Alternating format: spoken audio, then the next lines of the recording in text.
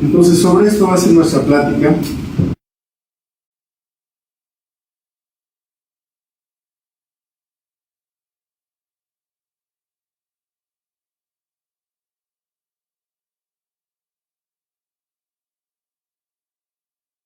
Sabemos que la diarrea es un cuadro de enfermedad más común en los cerdos lactantes. Creo que no hay ninguna granja porcina en donde no se tengan problemas de diarrea, desde las más pequeñas con una o dos cerdas paridas hasta las grandes empresas porcinas donde se tienen cientos de partos a la semana, y eventualmente en ambos casos se puede tener el mismo tipo de problemática.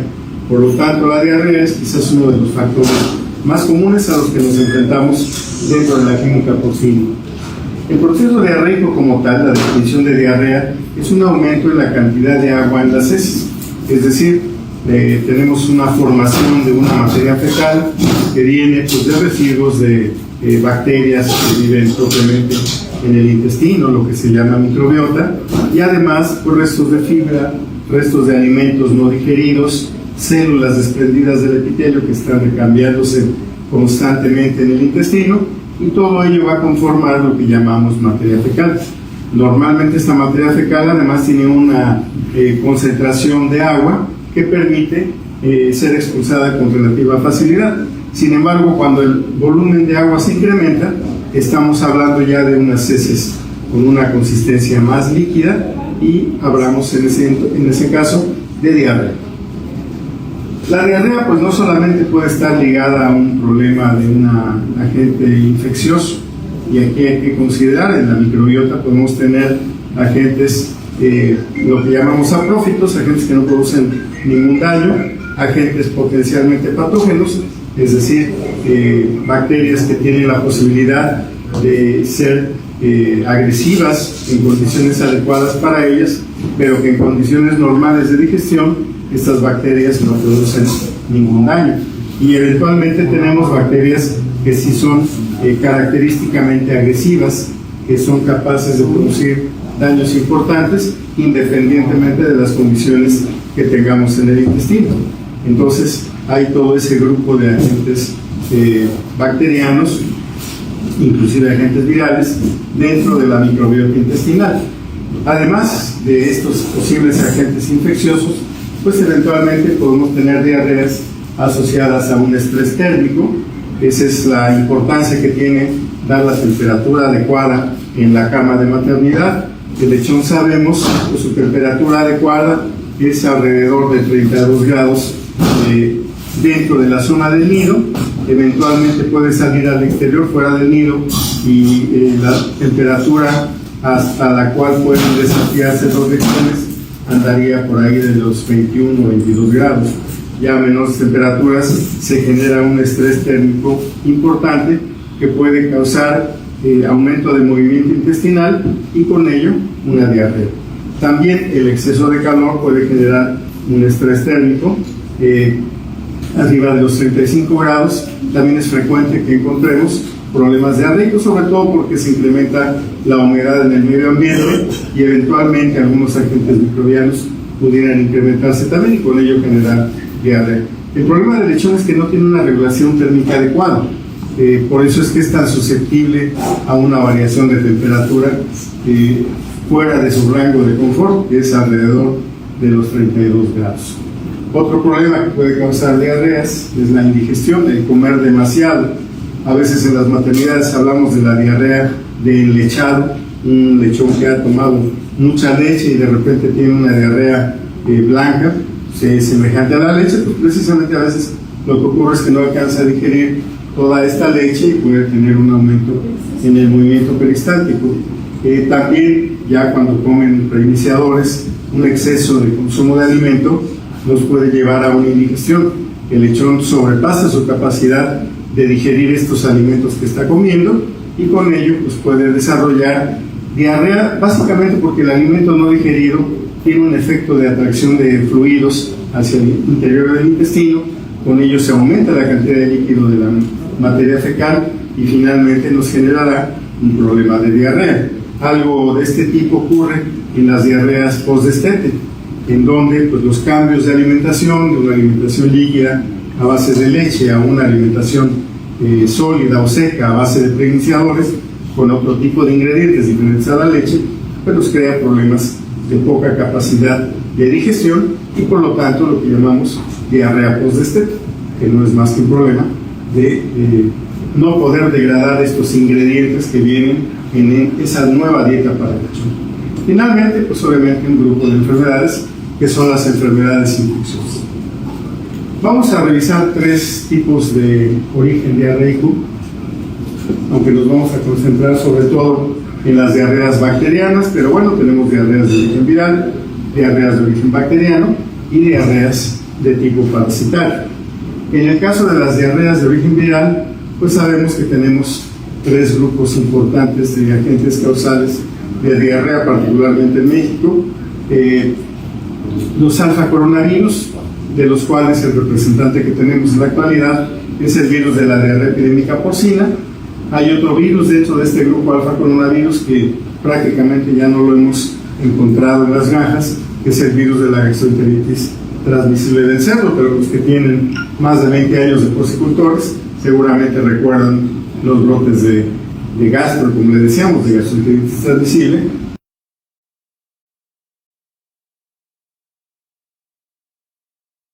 Dentro del grupo de los coronavirus también tenemos al delta coronavirus, que es un virus diferente al de diarrea epidémica porcina, es un poquito menos agresivo que el de diarrea epidémica, sin embargo tiene efectos significativos sobre el funcionamiento y la integridad del intestino. Y finalmente rotavirus, que es un virus que pues, nos ha acompañado en la producción porcina por muchísimos años. Es un virus que eventualmente genera una respuesta inmune, sobre todo cuando se expone a las cerdas a la presencia de este virus. Las cerdas desarrollan una respuesta inmune y esa respuesta inmune la pueden traducir en inmunidad calostral. Desgraciadamente sabemos que las primerizas tienen una menor inmunidad calostral comparado con las cerdas adultas, que son mucho más maduras y tienen una mayor calidad en el calostro. De ahí que cuando no se inmuniza adecuadamente con rotavirus, este virus puede causarnos diarreas en los lechones, sobre todo hijos de hembras primerizas, que es donde principalmente ubicamos este problema. Es menos frecuente ver rotavirus en cerdas adultas. De todos modos, pues hablamos a veces de diarreas de origen viral porque clínicamente es muy difícil diferenciar a estos 3 virus. El encontrar una diarrea sugestiva de diarrea viral pues no nos da el diagnóstico exacto, tendremos que hacer alguna prueba de diagnóstico. Y estas imágenes son simplemente para explicar, para ejemplificar qué es lo que pasa cuando tenemos una enteritis de tipo viral. Esta es una imagen de un intestino normal. Esto es a lo que se llaman vellosidades intestinales, que son unas proyecciones de la pared del intestino que están recubiertas de lo que llamamos el epitelio o la mucosa intestinal, y aquí están formadas las células que participan en parte de los procesos de digestión y sobre todo los procesos de absorción de nutrientes. Aquí en estas células, en esta superficie epitelial, es donde se hace la absorción del agua, de los electrolitos basales, también de elementos energéticos como los carbohidratos, particularmente la glucosa una vez que se digiere la lactosa. También aquí se absorben las grasas y las proteínas, ya desdobladas en forma de lo que se llaman aminoácidos. Entonces, finalmente, estas vellosidades son muy importantes para este proceso de absorción y que mantiene al cerdo creciendo. ¿Qué pasa cuando ocurre una infección por un virus? El virus se va a multiplicar en estas vellosidades, se multiplica dentro de las células, las mata y nos va a llevar a este escenario. Aquí vean la diferencia, ya se perdieron las vellosidades, ya nos quedaron unas vellosidades muy cortas, recubiertas por unas células diferentes a las de aquí. Estas son células cilíndricas. En la imagen de abajo se forman células cuboides que no tienen la misma capacidad de absorber ni agua ni ninguno de los nutrientes que habíamos comentado. Entonces, este es básicamente el efecto que tiene un virus: destruir el epitelio intestinal, destruir las vellosidades y ocasionar la pérdida de la capacidad de absorción del lechón debido a este cambio de la estructura intestinal. Por eso es que las enteritis virales son tan graves. Entre más virulento sea el virus, mayor destrucción del intestino, por lo tanto menor capacidad de absorción de nutrientes. Y esto nos puede dar un poco la diferencia de una diarrea epidémica porcina, por ejemplo, de primera vez en cerdas que no tienen ninguna inmunidad, una granja que nunca ha tenido PET y le llega PET.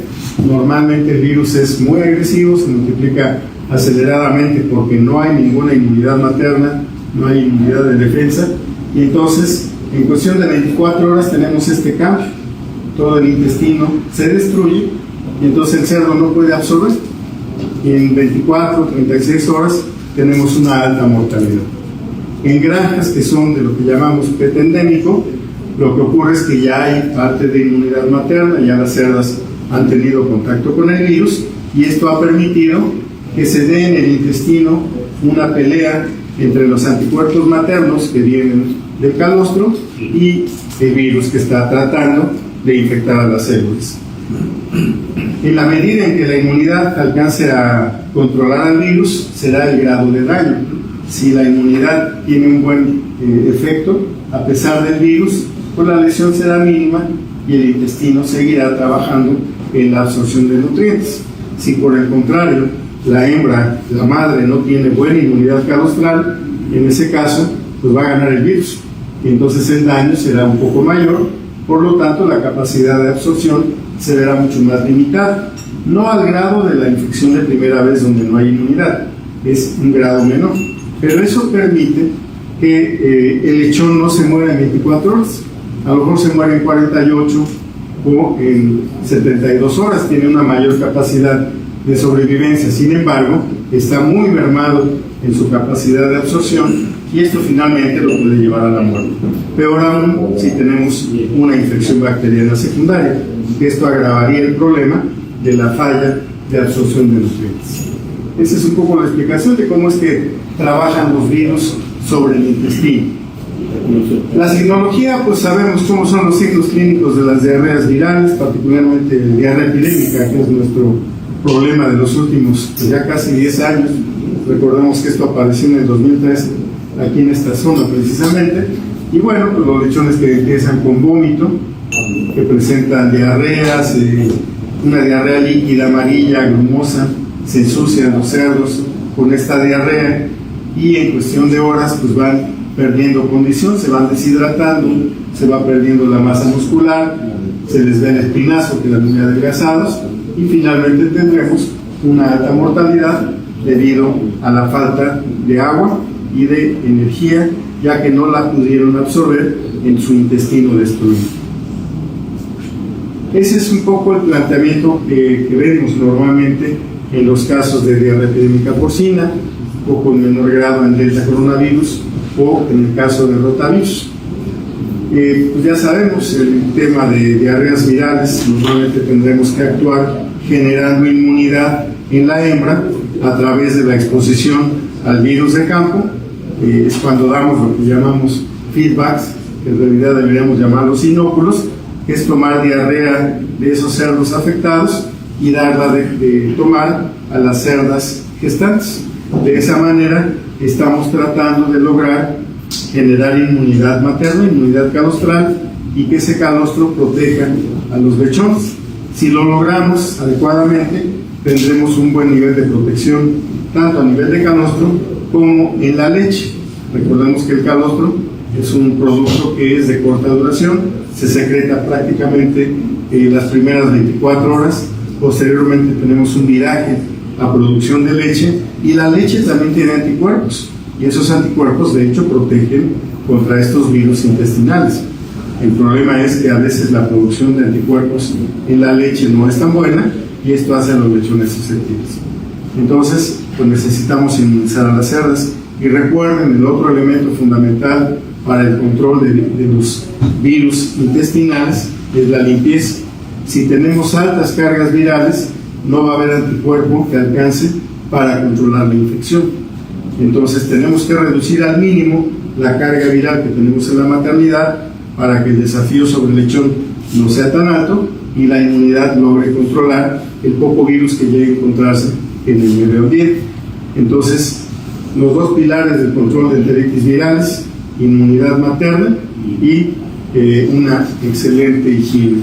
No hay ningún extremo al cual no tratemos de llegar en el tema de las limpiezas. Siempre tratamos de llevar casi una maternidad a un nivel de quirófano, donde realmente no tengamos contaminaciones virales principalmente. Eso en el tema de las enteritis virales.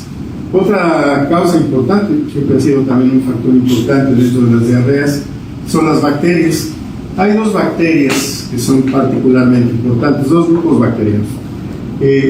Las E. coli o Escherichia coli, que en general las llamamos colibacillosis, son bacterias del grupo de las llamadas gram negativas. Las bacterias en general se dividen en gram positivas y gram negativas por algunas características de su estructura externa y por la forma en que se colorean, con algunos métodos de tinción.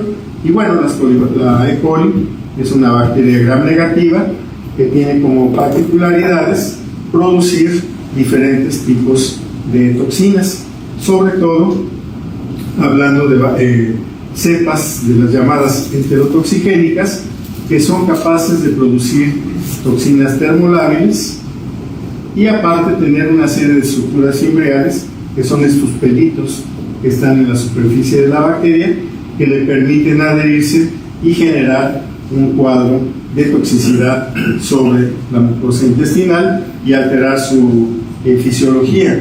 El efecto que tienen sobre todo las toxinas de E. coli es modificar la forma en que absorben las células agua y electrolitos, de tal forma que, aunque no hay un daño tan importante, tan grave en la mucosa intestinal como lo produce un virus, sí el daño que tiene en el funcionamiento intestinal ocasiona que tengamos un equilibrio, digamos, negativo. Tendemos a perder más agua hacia el intestino de lo normal, y por eso es que se forma la diarrea, debido a que las toxinas están estimulando la salida de agua hacia el interior del intestino. Y por ahí pues también perdemos algunas sales, de tal forma que las diarreas por colibacillosis sean diarreas alcalinas, a diferencia de las diarreas virales, que tienen un pH más ácido debido a que no hay buena digestión de la leche. También tenemos algunas variantes enterotoxémicas, es decir, algunas E. coli que pueden producir toxinas y liberarlas al medio intestinal, posteriormente absorberse y pasar a una circulación general. En este grupo tendríamos, por ejemplo, a la enfermedad del edema, que es una enfermedad asociada a toxinas de E. coli, en donde la lesión no es exclusivamente en el intestino, se presenta en todo el organismo, causando edema, sobre todo en el cerebro. Lo que nos ocupa en este caso es sobre todo la colibacillosis enterotoxigénica, que es lo que nos da las diarreas cremosas, amarillas, muy características de este cuadro de enfermedad, y que no tienen una mortalidad inmediata. Normalmente los cerdos tardan varios días en tener un cuadro de deshidratación y eventualmente de muerte. También aquí dependerá de las cargas bacterianas que tenga el cerdo que se está comiendo del medio ambiente y pues el efecto que tenga sobre su funcionamiento intestinal. Entonces, ese es más o menos el efecto que tendrían las cepas. Y por el otro lado tenemos lo que se llaman clostridios. Sabemos que los clostridios siempre han existido en el intestino de los cerdos, y el clostridio más estudiado había sido Clostridium perfringens tipo C, que produce una serie de toxinas que dañan a la mucosa intestinal y producen hemorragias. El daño que genera esta bacteria es una enteritis de tipo hemorrágico. Posteriormente se fue encontrando que también otro tipo de Clostridium perfringens, el tipo A, y además una bacteria más, el que se llama Clostridioides difficile, participaban también en el daño del intestino, quizá no tan agresivo, quizá no tan hemorrágico, pero sí causando diarreas importantes y con una alta incidencia en las ganas. No lo sabíamos porque no sabíamos cómo diagnosticarlo. En la actualidad ya se tienen herramientas para poder identificar a ese tipo de bacterias. Vamos a hablar en primer lugar de cómo es que actúa una colibacillosis, ya más o menos se los se los adelanté. La causa o cuáles son las causas, los factores de predisposición para que se presente una colibacilosis en la maternidad. Bueno, en primer lugar, una alta ingesta de coliformes durante el parto. Recordemos que la microbiota intestinal se va a formar a partir de las bacterias que el lechón se coma durante el parto. Las bacterias del canal vaginal se las va a comer, ese es el primer elemento de la microbiota. Después, bacterias de la piel de la madre, que también pues, se las va a consumir al momento de la salida. Y el tercer grupo importante son las bacterias de la materia fecal de la madre, lo que se va a encontrar en el piso de la jaula de maternidad. De esta manera se va a conformar la microbiota intestinal. Lo ideal es que no tengamos camas sucias. Lo más limpio posible al momento del parto es lo ideal, para no tener una alta carga de bacterias desde el momento del nacimiento del lechón. Así es que si tenemos una cama sucia, ya con una alta ingesta de coliformes que son potencialmente patógenos, pues tendremos la fórmula para tener posteriormente un cuadro de colibacilosis. Entonces, hay que tratar de evitar la suciedad en el arranque del animalito, en las primeras horas de nacimiento. Es inevitable el contacto con materia fecal, sin embargo, hay que evitar que sea excesiva, ¿no? Que no esté en la cama tan sucia. El otro punto que es fundamental para la protección del lechón contra estas bacterias potencialmente patógenas de la microbiota intestinal es el calostrado. De la misma manera en que la cerda va a darle esas bacterias al lechón al momento del nacimiento y durante la vida en la jaula de maternidad, de la misma forma la cerda debe ser capaz de generar una respuesta inmune contra sus mismas bacterias y de esa manera, a través del calostro, proteger a su camada. Por eso es tan importante el calostrado. Primero, la cerda debe tener una buena calidad de calostro. ¿Cómo logramos una buena calidad de calostro? Pues generalmente con un buen programa de vacunación que nos genere anticuerpos específicamente contra las bacterias que va a tener ese lechón al momento de nacer y en sus primeros días de vida. Y por otro lado, pues también el hecho de que la cerda tenga exposición a estas bacterias que son la microbiota de la gestación, y por otro lado que tenga salud la cerda al momento del parto. Todos hemos visto que cuando hay un brote de PIRS, que es un virus que altera bastante la inmunidad, lo primero que se nos manifiesta en las maternidades, a veces todavía antes de los abortos, y ya sabemos que empieza a haber un problema, es que tenemos muchas diarreas en maternidad. Y lo que pasa es que las cerdas que están infectadas, que están deprimidas por el virus de PIRS, van a tener una menor calidad calostral al momento del parto y por lo tanto tienen una menor protección hacia sus hijos, y con ello esas camadas normalmente manifiestan problemas diarreicos. Ese es un ejemplo de cuando la inmunidad calostral es muy baja, sobre todo con una cerda enferma. Muchas otras enfermedades pudieran causarlo, pero a lo mejor una enfermedad viral, un brote, pues es el mejor ejemplo de esto. Por otro lado, un mal vacunado también nos puede causar una pobre inmunidad calostral y entonces tendremos una falla en la protección del lechón. Otra cosa importante es el calostrado insuficiente. Aquí nos hemos empezado a enfrentar al problema de la hiperprolificidad. Las granjas que tienen pues 14, 15, 16 nacidos vivos, pues de repente nos faltan tetas para poder acomodar a tantos lechones. En esos casos, pues sí nos vemos en el desafío de cómo calostrar una camada tan grande en una marrana que tiene 12, 14 tetas disponibles. Ahí hay que evaluar cuáles son los protocolos que tenemos para calostrar adecuadamente a los lechones para que todos tengan un mismo nivel de protección. Entonces, sí será importante, pues actualmente lo que hacemos de repente de calostrar una parte de la camada, dejarlos mamar 2 horas y después meter al resto de la camada otras 2 horas, y así vamos separando en tandas a la camada. Generalmente las dividimos en 2 tandas, unos maman un rato, otros maman otro rato. La otra alternativa, eventualmente, el ordeño de marranas para obtener calostro. Esto ya sabemos que es muy complicado, sobre todo cuando tenemos muchos partos y no tenemos mucho personal para andar ordeñando cerdas, pero eventualmente puede ser una herramienta para garantizar el calostrado de los lechones de menor peso, sobre todo, que no son tan efectivos para amamantarse. Otro tema, incluyendo este asunto del tamaño de camada grande, es la cantidad de lechones de bajo peso que podemos tener al momento del parto, al grado que normalmente estamos adoptando la práctica de eliminar los lechones de muy bajo peso. Abajo de 700 gramos eliminamos a los lechones, ya que sabemos que esos animalitos no van a tener, ni siquiera por capacidad de estómago, un buen calostrado, y son los que nos van a ir arrastrando enfermedades. A los demás, de 700 gramos para arriba, pues sí les hacemos la lucha para que calostren adecuadamente, pero de todos modos, el lechón de 700 gramos a 1 kilo, pues no va a tener la misma capacidad de amamantarse que un lechón de 1,300, 1,400. Entonces eso también nos hace variar el calostrado. ¿Y por dónde empiezan los problemas de diarrea? Por los lechones más pequeños, los que no fueron bien calostrados. Entonces otro tema importante tener en cuenta cuando tenemos un problema de diarrea. Otro punto que es relevante es la manipulación de camadas enfermas y sanas.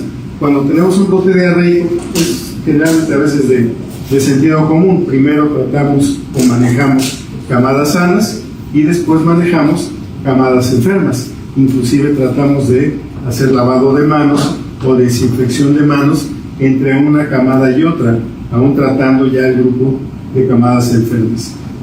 Siempre la mano del trabajador va a ser la que lleve bacterias y virus de una cama a la otra, y eso es lo que más difunde infecciones.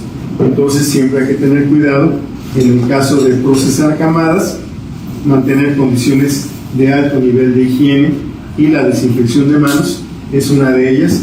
A lo mejor no se le había tomado mucha importancia, pero actualmente hay investigadores que están trabajando sobre este tema de qué tanto infectan las manos a las camadas. Y se ha visto que inclusive enfermedades como influenza o como virus se transmiten con las manos.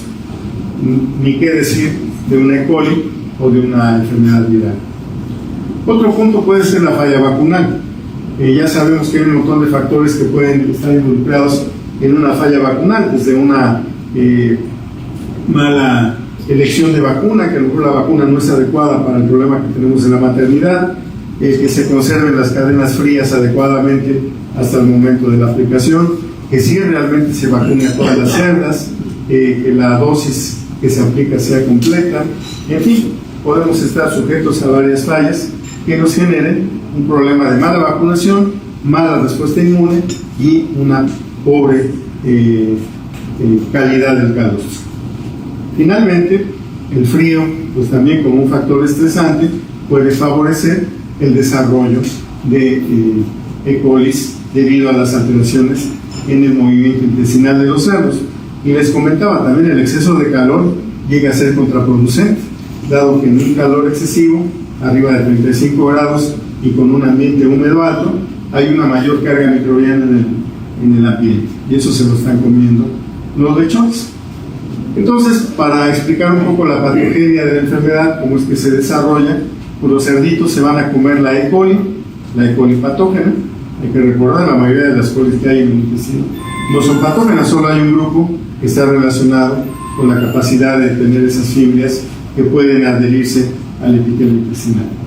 Una vez que se comen a esas E. coli, hay una colonización de la bacteria en el intestino, en yeyuno e ileum. Las bacterias lo que van a hacer es, a través de estos pelitos que veíamos, que son las llamadas fibras, se van a adherir a la superficie de las células de la superficie de la vellosidad. Una vez que se adhiere la bacteria, se generan toxinas, y aquí las toxinas ilustradas como estrellitas rojas son las que se van a ir difundiendo y van a ir alterando el funcionamiento de las células intestinales, lo que causa una alteración en el agua y los electrolitos. Hay más salida de agua y de electrolitos que lo que ingresa, por lo tanto hay una acumulación de agua en el intestino que se va a convertir en diarrea. La diarrea finalmente nos puede ocasionar pérdida de peso, hipoglicemia y la muerte. pues eventualmente también tendremos mortalidad por colibacillosis. Y bueno, pues como lo vemos en las maternidades, una diarrea cremosa, amarilla, les digo que tiene un color helado de vainilla, muy característica la consistencia, y en las necropsias también el intestino puede estar dilatado por la presencia de gases y además ese mismo contenido amarillo en el interior del intestino. En el caso de la clostridiasis, que es un poco el tema que nos ocupa ahora, pues tenemos, como comentábamos, 3 variantes actualmente identificadas. Eso no quita que en el futuro identifiquemos otras más. Lo que pasa es que vamos de acuerdo al avance de la tecnología del diagnóstico.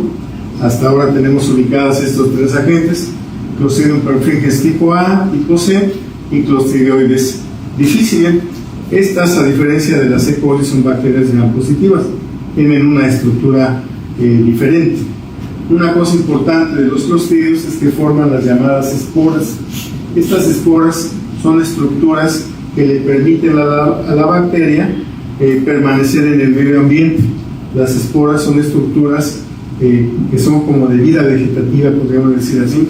No están activas, son inertes, están en la materia fecal, en el polvo, en diferentes superficies. Es impresionante la cantidad de lugares donde podríamos llegar a encontrar clostridios, simplemente porque están contaminados las superficies de tierra. Seguramente si aquí hiciéramos un muestreo de la alfombra del salón, la encontraríamos llena de clostridios. ¿Por qué? Porque a lo mejor alguno de ustedes pisó estiércol en su granja, pisó una materia fecal de perro aquí en la calle y de repente viene a pisar aquí. Los perros también tienen clostridios, igual que casi todos los mamíferos prácticamente. Entonces es muy fácil encontrar contaminaciones por clostridio. Aquí comentamos, se puede encontrar en diferentes especies animales, en la tierra, en el agua, materias primas, alimento terminado. También las aves tienen clostridios, no solamente los mamíferos. Estas bacterias tienen una peculiaridad: para crecer requieren un medio anaeróbico, es decir, que no tenga oxígeno. Son medios en donde el oxígeno por alguna razón se agota. En el caso del intestino, el oxígeno puede reducirse o agotarse cuando hay proliferaciones de otras bacterias y sobre todo la formación de algunos gases dentro de la digestión. Eso crea zonas de baja oxigenación y ahí es donde los Clostridium pueden multiplicarse. Y bueno, la identificación de estas bacterias se hace a través de la identificación de sus toxinas o de genes bacterianos. Hay diferentes tipos de clostridiasis en diferentes animales. Aquí nada más representamos un modelo en donde inclusive en los humanos podemos tener enteritis necrotizantes, particularmente en los bebés y también en los ancianos, donde es una bacteria que genera problemas de colitis crónica de manera significativa. Pero además pues podemos tener problemas en todas las especies, sobre todo asociado a lo que se llama una enterotoxemia, que es una lesión de enteritis hemorrágica debido a la presencia de estas toxinas de clostridios. En algunos otros animales podemos tener abortos o podemos tener lesiones en masas musculares, sobre todo en los rumiantes.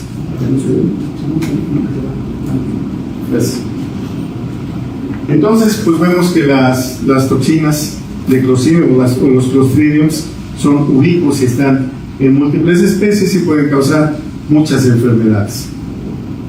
Existe una serie de factores de virulencia o las toxinas que se han identificado de los diferentes clostridios y estos se van agrupando de acuerdo al tipo de toxina y así se han identificado con algunas letras griegas, toxinas alfa, beta, epsilon, iota, o bien directamente, como se les llama, enterotoxinas o toxinas de tipo enteritis B. De acuerdo a la toxina, puede estar presente en diferentes variantes de Clostridium perfringens. Por ejemplo, la toxina alfa está presente en las variantes de Clostridium perfringens A, B, C, D, E, F y G. Ese es el gen que codifica a la toxina. ¿Y qué es lo que hace esta toxina?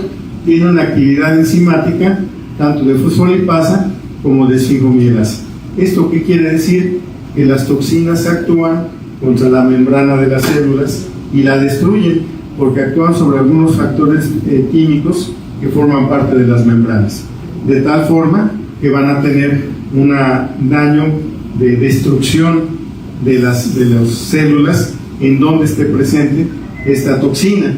Además, es hemolítica, destruye los glóbulos rojos, destruye la sangre, y también en el caso de recubrimientos cutáneos como la piel, puede ser dermonecrótica.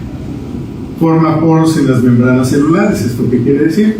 Una membrana atacada por una toxina alfa va a tener destrucción de sus lípidos de membrana, se va a formar un orificio, un poro, por ahí se llena de agua y la célula finalmente explota. Y si eso pasa en millones de células, pues el daño será muy extenso. Si además esto ocurre afectando vasos sanguíneos, pues tendremos daño de la sangre, hemólisis y un efecto final de mortalidad de los animales, básicamente por esta pérdida de sangre y la destrucción masiva de sus tejidos, sobre todo intestinales. Una curiosidad que a lo mejor les ha tocado ver en animales, por ejemplo, que mueren por tripa roja, es que la sangre que está en la luz del intestino está líquida, normalmente no coagula. ¿Por qué la sangre no coagula? Porque ha tenido el efecto de las toxinas, de los clostridios que causaron esa tripa roja. Entonces, un mecanismo de lesión interesante. Como lo mismo, pues tenemos toxinas que afectan o que están presentes en diferentes grupos de clostridium. Pero aquí, como podemos ver, particularmente la toxina alfa es la más importante, porque está prácticamente en todas las variantes de Clostridium perfringens.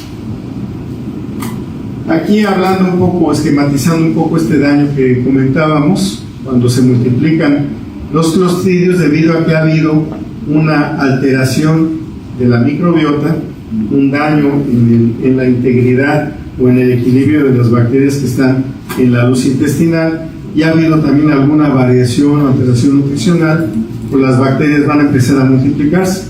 Aquí en este ejemplo, Clostridioides difficile empieza a multiplicarse en un medio donde se ha eliminado a la microbiota que lo mantenía controlado.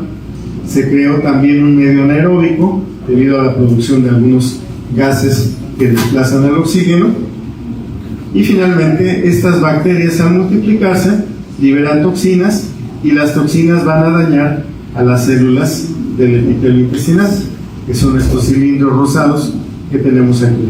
Los puntitos representan las toxinas que está liberando la bacteria. Al mismo tiempo, en cuanto se detecta que hay una lesión en la mucosa intestinal, los vasos sanguíneos reaccionan enviando células de defensa para tratar de controlar la infección. Este es un vaso sanguíneo de la mucosa intestinal, y aquí vienen las células de defensa que normalmente están viajando dentro de él. Cuando se liberan sustancias químicas que se llaman factores quimiotácticos, eso permite que los vasos sanguíneos se abran un poquito, permitan la salida de células de defensa, y estas células van a tratar de contrarrestar a las bacterias, y empieza la batalla. Finalmente, la respuesta inflamatoria siempre es una guerra entre bacterias y células de defensa. Aquí en este caso, quien acaba ganando pues son las bacterias. ¿Por qué? Porque las toxinas que se han liberado destruyen a las células del epitelio, y aquí por lo que eran estas células rositas se han convertido pues en una masa de restos de células, de proteínas. La respuesta inflamatoria que se generó aquí pues va a ocasionarnos la liberación de enzimas también de las células de defensa, que contribuyen a la destrucción del tejido, a la formación de membranas en la superficie del intestino, y además eventualmente a la salida de sangre, y sangre que se va a mezclar en la luz intestinal. Entonces, en realidad el mecanismo de acción es muy sencillo: liberación de toxinas, muerte de las células. Ahora bien, ¿por qué se predisponen las infecciones a clostridios? Y aquí van a encontrar algunos factores que pues a veces nosotros los hacemos en la granja. Uno puede ser, y este sí no lo hacemos nosotros, es de la naturaleza. Lesiones intestinales severas. Por ejemplo, si tenemos una lesión intestinal asociada a un virus de diarrea epidémica, por ejemplo, donde ya tenemos un daño de la mucosa intestinal, esas membranas, esas células ya están lesionadas, eso permite que los clostridios encuentren un medio adecuado para multiplicarse, y con ello tendremos una infección secundaria por clostridios en animales que previamente se habían afectado de diarrea epidémica.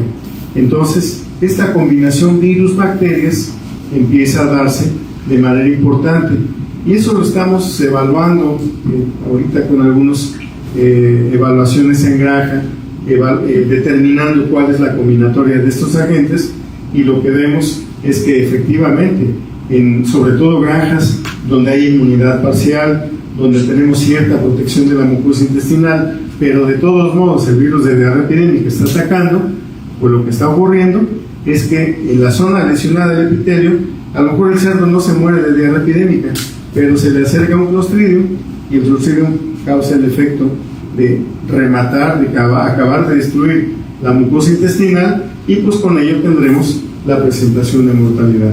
Eso de repente nos pudiera explicar esto de que muchos cerdos que mueren aparentemente por PET en realidad están gorditos, no estaban tan desgastados o tan adelgazados como los deja una infección primaria de PET.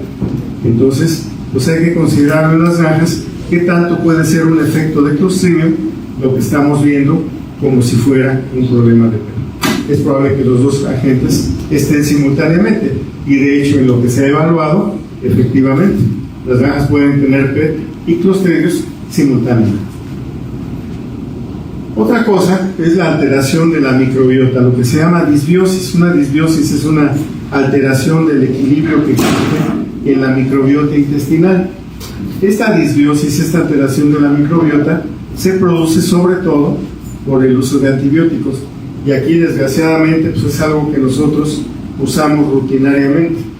Tratamos a los cerdos a lo mejor para prevenir problemas respiratorios, y nos acaba resultando un problema entérico por Clostridium. En esta tabla podemos ver diferentes antibióticos que tienen de mayor a menor efecto sobre la microbiota intestinal y que pueden favorecer el crecimiento, particularmente de Clostridium difficile. Por ejemplo, ¿quiénes son los que más favorecen la alteración de microbiota? La ampicilina, la amoxicilina, las cefalosporinas, la clindamicina, que bueno, ese antibiótico no lo usamos en los cerdos, pero sí utilizamos estos tres, particularmente amoxicilina y cefalosporinas. El Ceftefur pues es el ejemplo de las cefalosporinas que usamos en el medio veterinario. Frecuentes como alteradores de la microbiota, favorecedores de proliferación de Clostridium, las quinolonas. Aquí nuestra quinolona más reconocida pues es la enrofloxacina. Macrólidos, antibióticos del tipo de la astilocina, de la lincomicina, de la teamolina. Cloranfenicol ya no lo utilizamos, pero sí las tetraciclinas. También las tetraciclinas matan a la microbiota. Finalmente el trimethoprim, que usamos generalmente combinado con sulfa, también altera el equilibrio intestinal. Las que menos afectan a esta microbiota son antibióticos que prácticamente no usamos en veterinaria, excepto los aminoglucósidos, como puede ser la gentamicina o la kanamicina, que afectan un poco menos la microbiota intestinal. Son antibióticos que van específicamente más hacia ciertas bacterias como salmonelas o como el cólera. Pero las demás, bueno, estas no se usan en el medio veterinario. Entonces, ¿qué es lo que pasa? Pues que a veces hacemos tratamientos para control respiratorio y pues nos resulta un problema digestivo. Otra cosa, escasa inmunidad materna transmitida al lechón. Otra vez, si la cerda no ha tenido contacto con toxinas de Clostridium, pues no va a tener anticuerpos que transmitirle al lechón. Y en este caso, el lechón estará susceptible a enfermarse si encuentra una toxina de Clostridium en su vida. Otra cosa igual, mal calostrado, pobre carga de anticuerpos maternos, presentación de enfermedad. Regresamos también a este ejemplo, suciedad excesiva en las camas de maternidad. Entre más materia fecal haya, más Clostridium vamos a tener. Errores en el lavado entre un llenado de maternidad y otro. Esto es muy importante y desgraciadamente las esporas de los clostridios son muy resistentes a los desinfectantes. Son susceptibles a ser eliminadas con el lavado, con el detergente. Maternidades que no se lavan con detergente se quedan tapizadas de esporas de Clostridium. Si utilizamos detergente, tiene que ser un buen detergente que pueda remover realmente toda la materia orgánica y eliminar esas esporas, que es lo más abundante en la materia orgánica. Entonces, el lavado de maternidad es fundamental para controlar este problema. Y bueno, como vemos la clostridiasis, normalmente la diarrea es amarillenta entre acuosa y pastosa. Es muy fácil que la confundamos entre un virus y una E. coli. ¿Por qué? Porque deja manchitas en los tapetes, en el piso, pero la diarrea se ubica un poco entre este cuadro viral y el cuadro polivacilar. Los cerdos empiezan a desarrollar una deshidratación severa, hipoglicemia, algunos presentan sinología nerviosa y pues finalmente mueren. Sobre todo cuando hay Clostridium perfringens tipo C, la diarrea es hemorrágica, prácticamente defecan sangre. Entonces ese sí es un cuadro particularmente agresivo. En esos casos, los cuadros de Clostridium perfringens tipo C los hemos relacionado sobre todo con enfermedades fuertemente inmunodepresoras. Cuando lo veíamos con frecuencia es cuando teníamos fiebre porcina clásica, porque ahí sí, cuando llegaba la fiebre en cerdas que no estaban bien vacunadas, lo que veíamos en maternidad eran estos cuadros de enteritis hemorrágicas. En Aujewski también llegamos a encontrar este tipo de cuadros. Y en la actualidad, solo cuando había algunos casos al inicio de los brotes de PIRS, llegábamos a ver enteritis hemorrágica por Clostridium perfringens tipo C. En la actualidad no es tan frecuente, es más común Clostridium tipo A y tipo difícil. Bueno, aquí otra vez, lechones que no se ven en tan mala condición, pero tienen diarrea y están deprimidos. Lo que sí, a la hora de morir, los lechones presentan una deshidratación bastante marcada, aunque no se pierda la condición tan gravemente. Vean que no están tan flacos, pero sí están muy deshidratados. Aquí la diarrea y los cerditos amontonados no se ven tampoco tan mal, sin embargo se llegan a morir. Y cuando mueren les hacemos la necropsia, y una lesión muy característica de la presencia de toxinas de Clostridium es este edema, esta gelatina que podemos ver entre las asas del colon, en el llamado mesocolon, que es como se llama esta zona de uniones de ligamentos entre las asas del colon. Entonces el hallazgo de edema del mesocolon es muy característico, muy sugestivo de una diarrea por Clostridium. Aquí otras fotos del mismo edema del mesocolon, y eventualmente vemos también congestión marcada de los intestinos debido a las toxinas de Clostridium, que como ya vimos también generan algo de lesión hemorrágica. Entonces aquí los intestinos con presencia de gases y además pues una coloración roja intensa debido a esta congestión y eventualmente hemorragia intestinal. En algunos casos también una distensión severa del colon, del ciego, a veces tan prominente que cuando abrimos el abdomen saltan los intestinos por la acumulación de gas. Y en los casos de enteritis hemorrágica por Clostridium perfringens tipo C, pues aquí sí el intestino como tripa roja, los intestinos francamente hemorrágicos y el contenido intestinal achocolatado o hemorrágico, como en este tipo de lesiones, donde ya es una enteritis francamente hemorrágica. Aquí estamos a nivel congestión, pero vean el tamaño del ciego y el tamaño del colon, distensiones bastante severas por la acumulación de gases. ¿Y qué es lo que pasa? Que los clostridios son muy abundantes, sobre todo en el intestino grueso. Por eso es que el colon y el ciego son las estructuras más afectadas. Ya cuando se liberan las toxinas, pues todo se va a dañar. Esos son los cuadros de Clostridium perfringens tipo C, donde la diarrea es francamente sangre. Miren que están haciendo sangre fresca los lechones. inclusive se medio coagula algo de la sangre. Y las enteritis hemorrágicas son todavía más severas.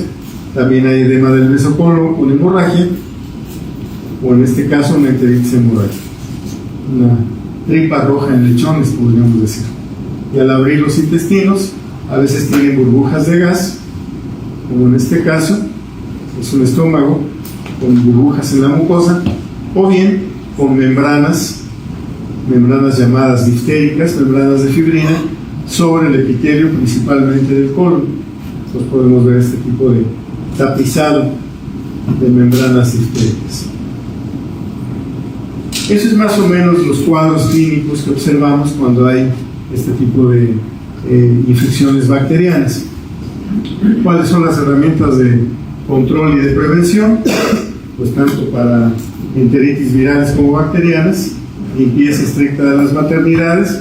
Ya vimos que hay que remover toda la materia orgánica para poder eliminar esporas o eliminar bacterias, como en el caso de coli.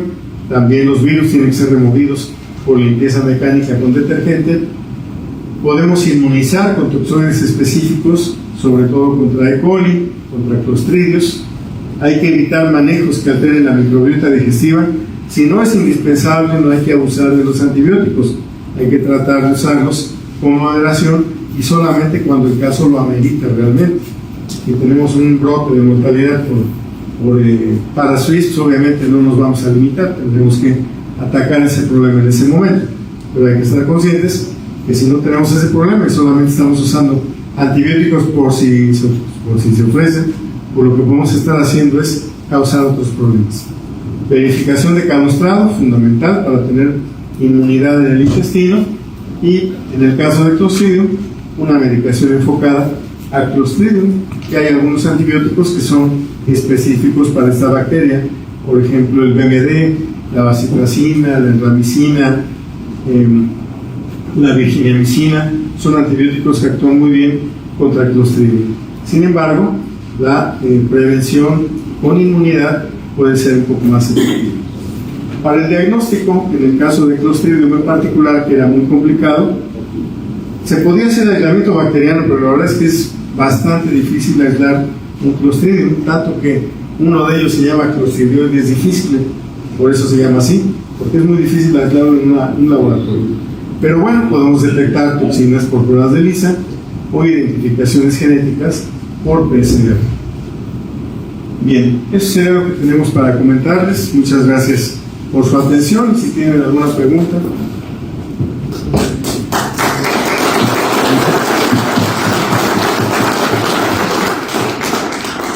¿Alguien tiene alguna pregunta para el doctor? ¿Y quedó más o menos claro? No me lo creo, ustedes no. Una extraordinaria magistral conferencia, doctor Quintero, sobre sus experiencias en las granjas de aquí de la región. ¿Hay alguna época donde usted observe que se presenta más? Tiempo de lluvias, tiempo de frío. A diferencia de, estamos hablando de enfermedades infecciosas, bacterianas. Y nuevamente una felicitación. Gracias, Luis. Bueno, tiene cierta relación entre el tema temperatura, sobre todo en la época de calor, debido a el efecto térmico, a la mayor evaporación y por lo tanto mayor humedad dentro de las maternidades, es cuando podemos tener un poco más de problemas de enteritis bacterianas. Ahora, eventualmente también pudiéramos llegar a tener algún efecto cuando hay asociación con problemas de diarrea epidémica, que eso se verá sobre todo en la etapa de invierno, ¿no? Sabemos que aquí en la zona el PET se hace más presente entre diciembre y marzo, más o menos, pero ya como tal, como enfermedades bacterianas primarias, lo vemos sobre todo entre primavera y verano, que es donde hay una mayor incidencia de calor y tenemos este efecto de una mayor carga microbiana en las camas de maternidad. Gracias. Gracias, Víctor. ¿Alguien más tiene alguna duda? Aprovechemos.